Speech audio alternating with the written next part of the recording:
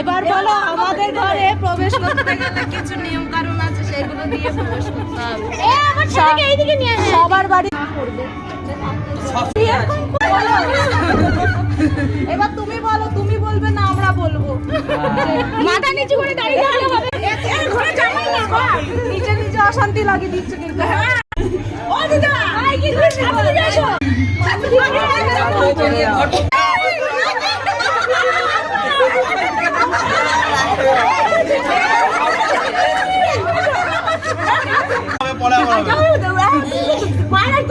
হাতে কিছু দিয়ে তবে তোমাকে বলো বলো।